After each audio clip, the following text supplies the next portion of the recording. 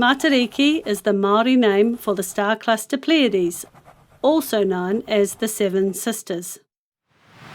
Matariki is also the name for an international network of 7 universities that are distinguished by their historic traditions and unique approach to facing contemporary challenges.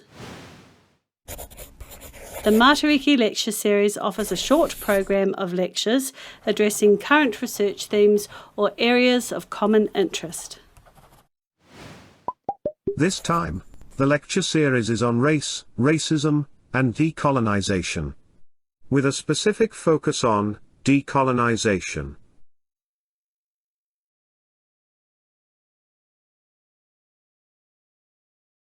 Kia ora materia. Tēnā tātou katoa, hei mihi mahana, tēnei kia koutou, ko mga kike te maunga, ko Waitemata te moana, ko mahuhu o te rangi te waka, ko Ngāti Whātua me Ngāti Tiata ngā iwi, ko Michelle Thompson Fawcett tōku ingoa, tēnā koutou katoa. Thank you very much for sharing this time together. I've really enjoyed listening to everybody's presentations, quite inspirational.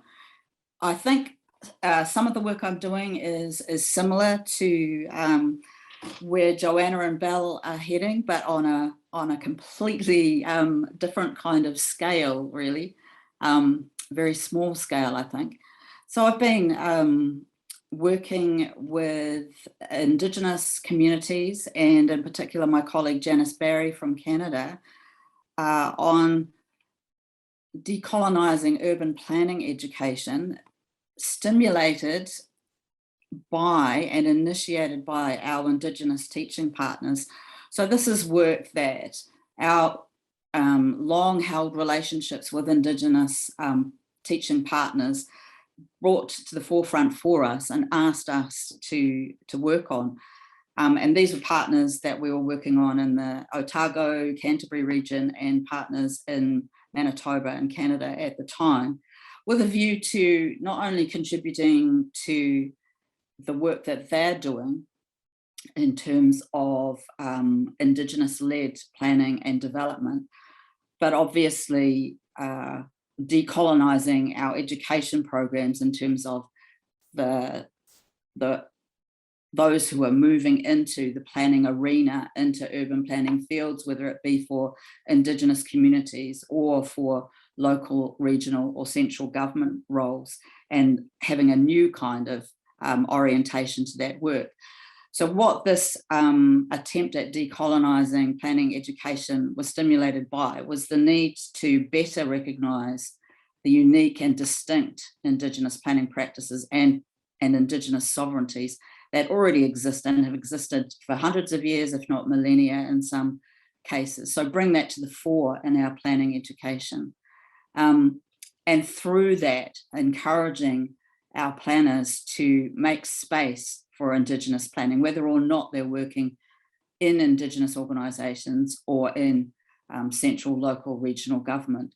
So making space for Indigenous planning, and I don't want to imply that these Indigenous groups that we're working with have the same understandings of planning, but that broadly, in a general sense, are interested in holistic, integrated planning that's very cognizant of context, of the historical legacies that we've been speaking of place, of local environment, of culture, of ancestors and wider kin in a settler-colonial context. So we're specifically looking at a settler-colonial context.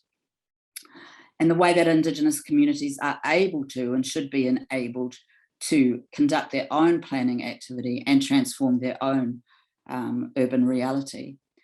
And in doing that, in working in that decolonising of education, redefining the relationships between professional planners and Indigenous communities, local government, central government and Indigenous communities, and the responsibilities that each of those partners have, the accountabilities that they have. And in doing this, building on different types of pedagogy, so introducing different ways of teaching planning, and in particular for the work that Janice and I have been doing, working in the Indigenous space. So in New Zealand, working on a marae with Indigenous communities in their home space, and in Canada, working with First Nations on their First Nation reservation home spaces. So not being purely based in the classroom in our Western institutions. So the kaupapa, or the agenda behind this work, has been about making sure that we enable, facilitate, recognise the need for Indigenous self-determination within the cities that now stand on the ancestral lands of Indigenous communities, that we actually enable Indigenous cultural identity within the urban environment to come through via proactive planning and via property development undertaken by Indigenous groups themselves, that we enable urban design and planning interventions that are led and created by Indigenous communities in our cities, that we use interventions like these to serve to wedge open space for Indigenous futurities in the urban environment, which is actually, despite many years of work in this sort of space, it's actually a relatively new thing in terms of bringing about this type of change that we're wanting to see in our local and regional authorities. And these are futurities that activate the aspirations of both past, present, and future generations by offering a kind of map towards the next world that we're seeking, and keeping that within Indigenous holistic worldviews and intergenerational responsibilities. So the term Indigenous futurity is actually really useful to the work that we're doing.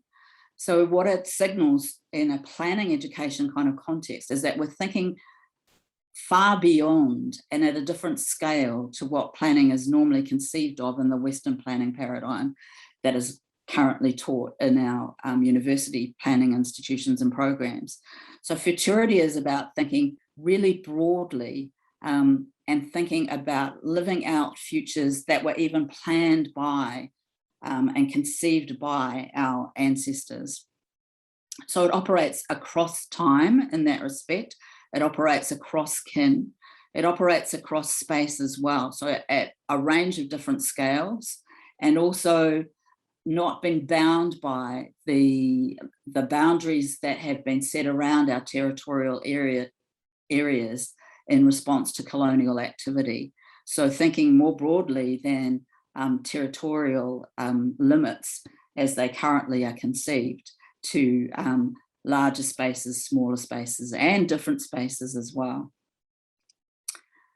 And it's about envisioning the future with a past, present, or coming, and making that knowable through the types of practices that we undertake. So building on the work of Janice and Julian Agerman, they've been talking about recently Indigenous urban planning and decolonising Indigenous urban planning in the context of the USA, and talking about the need to disrupt and disrupt the displacement and erasure of Indigenous peoples from urban environments, but starting that with Indigenous peoples themselves. So it's led by, facilitated by, and created by Indigenous groups according to their own exercise of their Indigenous futurities and their sovereignties. So what we see in a lot of urban planning literature that tries to consider the question of Indigenous futures in urban places is that it's about inclusion or participation of Indigenous groups in planning processes. Whereas what we're saying here is that actually we're seeking to move way beyond that, so that it's not about focusing on Indigenous inclusion within settler-colonial planning systems. Instead, it's about thinking beyond that, so that we're considering Indigenous communities as partners or as equivalent governments that are not subject to the sanction of settler-colonial planning processes or systems that exist at present. So moving beyond that space.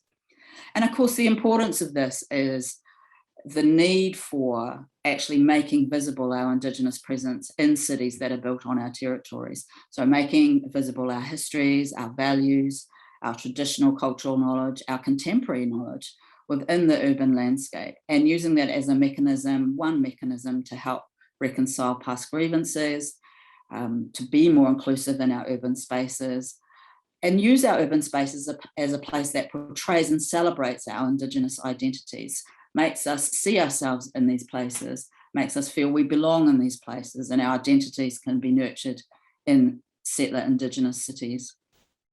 So how might we envision an approach to placemaking that would result in outcomes that facilitate such expression of Indigenous knowledges, practices, and kinship relationships that Indigenous communities identify as central to Indigenous futurities?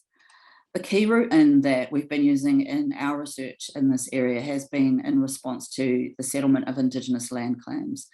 These are becoming more common internationally, and particularly obviously in the New Zealand and the Canadian context. And the result of this is also that Indigenous peoples are increasingly acquiring land within and adjacent to existing municipalities and city areas, which wasn't necessarily the case before, and are now developing a presence within those cities that they haven't otherwise had. So the ways that we have traditionally gone about that in recent decades is over this right side of the diagram here, if we might call them practices of alliance, if you like, where we engage as Indigenous communities in joint management activities with local governments, regional governments, environmental agencies, where we work to co-produce policy, where we work in some kind of consultative or co-governance arrangement, whereby we engage in and are participants in planning processes. So if we consider those practices of alliance, and they're the most common forms of engagement in the planning system at present, what we're looking at in the research that we've been doing with our Indigenous partners is over this left side of the diagram.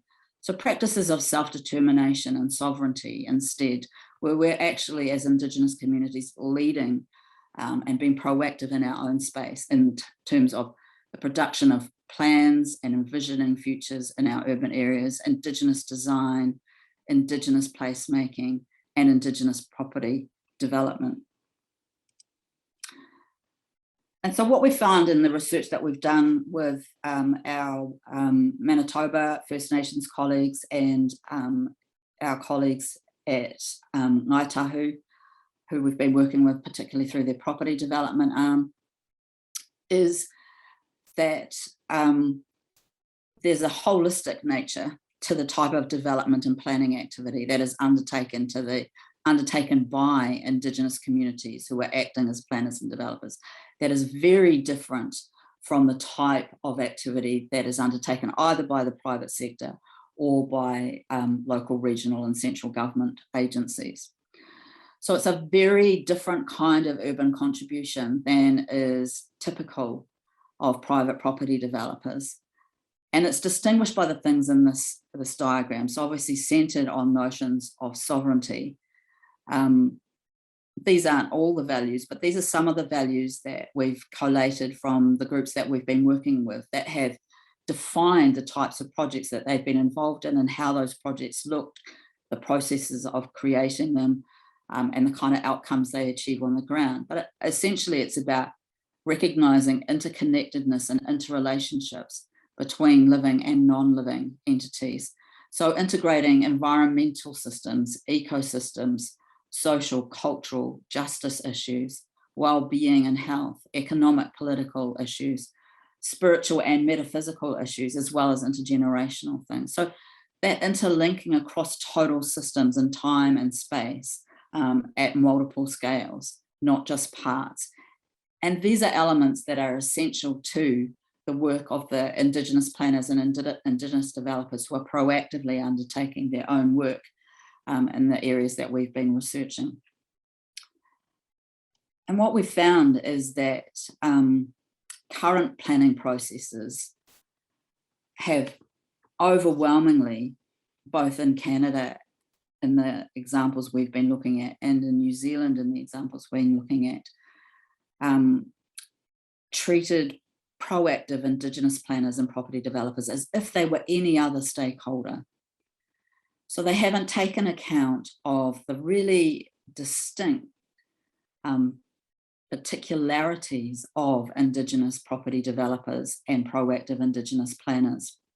No account has been taken of the long-held Indigenous values that underpin their businesses and their mode of operation. No account has been taken of the public duty that they have and that they feel to their tribal and sub-tribal communities. No account has been taken of the way in which they perform many of their functions, so functions that are often required of local authorities, particularly in the way that they proactively engage with Indigenous groups across the different tiers, so a tribal community and then sub-tribal communities. This type of engagement is not replicated in the private sector at all. And yet they are not recognised as a partner in the process when they're undertaking this work proactively themselves. So they're not recognised as an equivalent type of government to local government or municipalities that they're working with. So the work that we've been doing focuses on ways that we as planning educators can think again about legitimacy and authority in the planning arena, and governance roles in the planning arena, and in particular start decolonising these boundaries that have been drawn up in our planning systems and both the contexts that we've been working in. So on the left side, we see the traditional roles that are played by local government or municipalities. They are the planner. They do the public engagement and look after the public interest. They're the protector of the environment. They're the ones who consult others. Whereas those engaged in private sector development or undertaking new property work are those who should be planned for. They're private, they're proponents rather than protectors.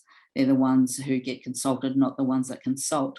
Yet what we're seeing in the property development companies and planning groups within Indigenous communities that we're working at is that these dualisms are completely blurred. So Indigenous property development and planning agencies tend to be both the planner and the planned. They're both working in the public interest and their private interest. They're both working as protector and proponent. They are the consultor as well as the consultee, and they're doing more consultation usually than what local government is doing itself. So from our perspective, this becomes an urgent issue. It becomes an urgent issue to change our planning system and change the planning education that we're giving to our up and coming planners that will be moving out into the planning arena in professional practice. And it's urgent in this case because of the number of treaty settlements that we're seeing taking place around the world in former colonial countries. It's urgent because these settlements are creating opportunities for Indigenous peoples to both acquire new land as a form of economic, political and cultural redress and to bring about opportunities. And more than in the past, a significant amount of this land is within our urban areas, within our cities. So we see Indigenous communities increasingly establishing these corporate type bodies that take on, in theory, from a professional practicing planner's perspective or a local body perspective, the role of an urban planner or property developer. However, they're not that kind of stakeholder at all. They really need to be treated as a treaty partner in the work that they're undertaking.